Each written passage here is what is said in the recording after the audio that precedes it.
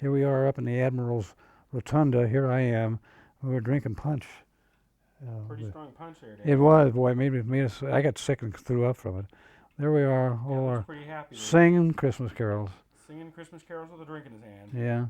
But anyway, following Okinawa, not following Okinawa, but during Okinawa, the atomic bomb was dropped in Hiroshima.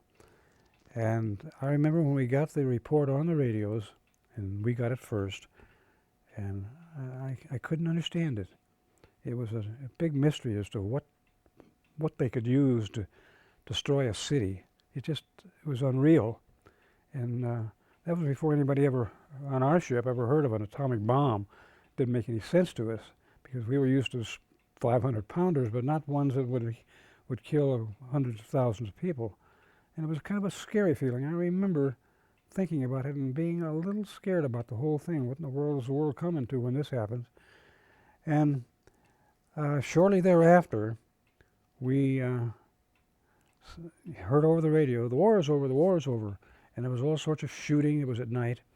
And tracer bullets into the air, 20-millimeter shells. And the trouble with the 20-millimeter shells fired into the air is they don't explode until they come down again.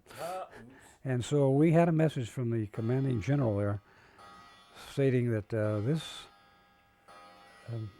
this must stop immediately. Rumors of the war ending is not true, and also be alert for swimmers. There were swimmers in the waters in that time with explosive on them trying to blow up ships. But several days later, the war was indeed over. And we received official no firing this time. Here was a congratulations. All hands of the U.S. Navy, Marine Corps, and Coast Guard may take satisfaction in the conclusion of the war against Japan and pride in the part they played in accomplishing that result. The demobilization of the armed forces of the United States and the return to conditions of peace will create problems taxing patience and control almost as great as the tensions of war. I ask that the discipline which has served us so well to bring this democracy through hours of great crisis be maintained to the end, that nothing shall mar the record of accomplishment and glory that now belongs to the Navy, Marine Corps, and Coast Guard. James Forrestal. James Forrestal was the Secretary of the Navy who, not too many months after this, walked out of a window of a hotel and committed suicide. And I don't know why. I think the whole war got to him. We then went from Okinawa. I had received a message, voice message, to proceed to Korea. And I want to back up a minute and say this, that when we pulled into Okinawa, we had received orders to stop at a certain berth and anchor in the bay. And our skipper, who drank a little, and I have no idea whether that had anything to do with this, didn't stop there. He went on. He missed his spot, and they caught it immediately and had the one behind us stop at our spot. It was another LST who was hit by a kamikaze in the side of the ship where my quarters were.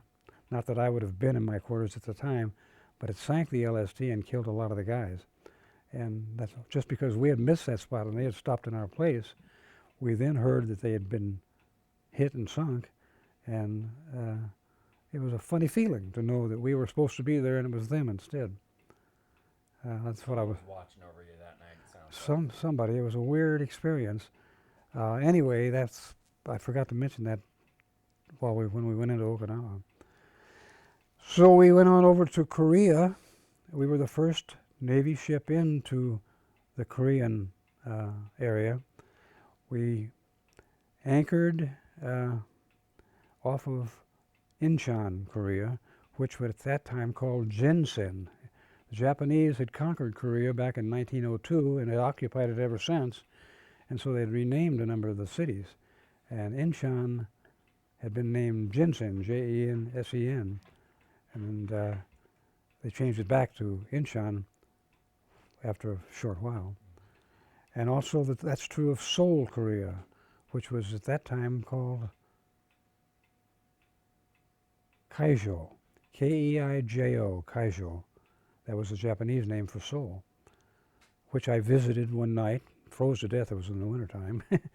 And anyway, we were there in Korea, due to go home. The ship had been over there long enough, and we finally received orders to go home. And we were jubilant about it. I was in the regular Navy. That is to say, I wasn't a reserve. I had joined and signed up for the regular Navy. And so the point system that was in effect at that time to send people home didn't apply to me. Only reserves. So some of the guys were sent home, some of the old-timers on the ship that had gone aboard with me initially, and we'd had a lot of replacements since then.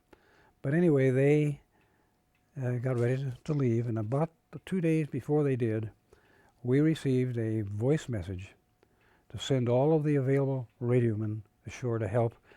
They had some sort of an emergency, and the commander of that area, Commander Wynn, needed some help with radio coverage, and we were ordered over there to do it. And when I walked into his office, he was a dour guy. He looked up and he said, "I suppose you're another one of those damn reserves."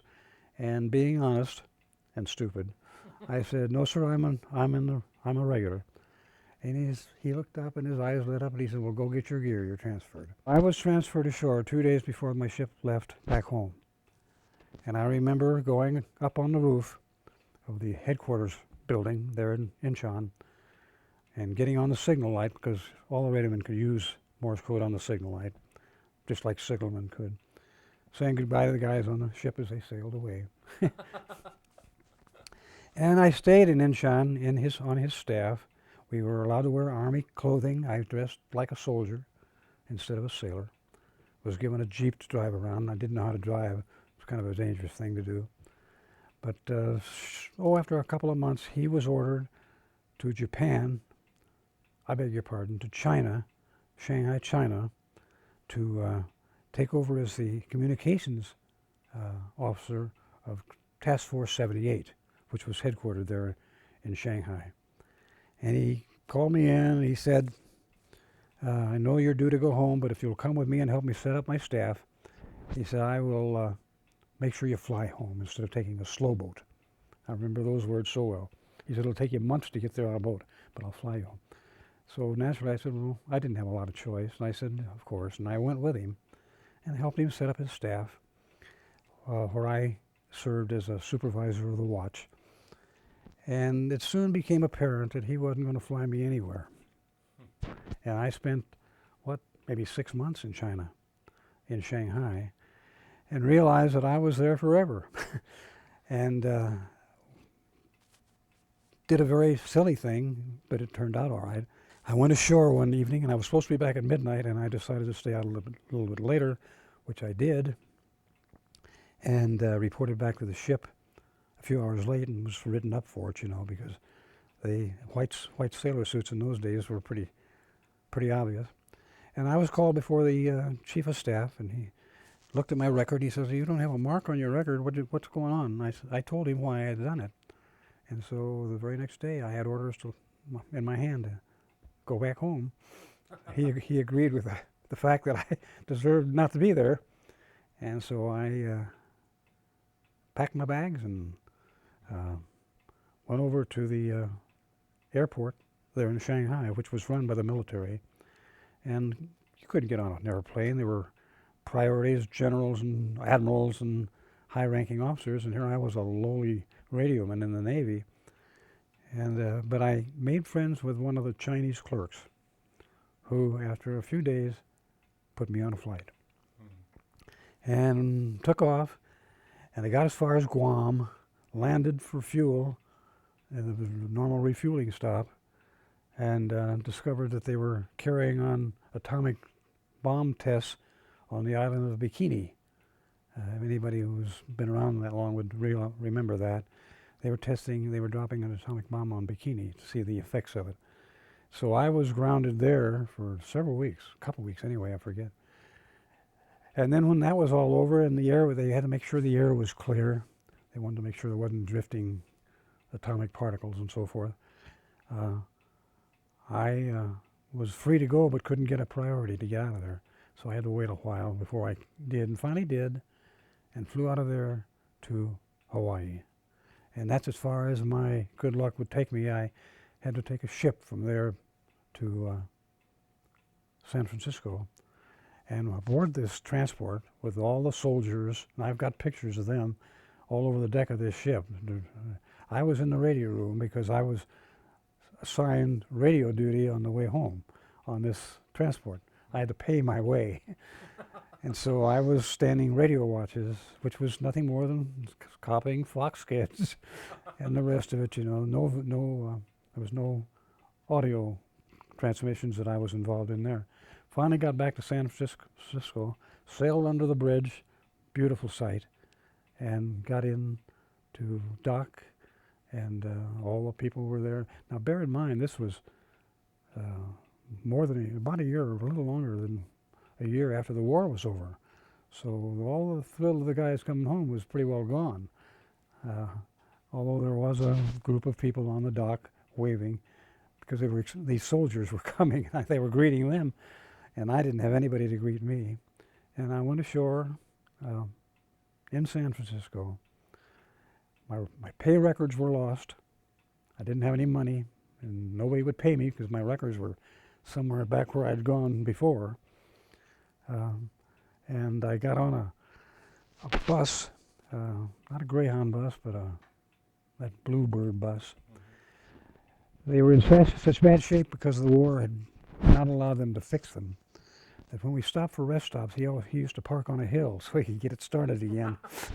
That's the kind of bus I was on. It was a known bus line, but it was just out of repair, and went clear to Chicago that way, home.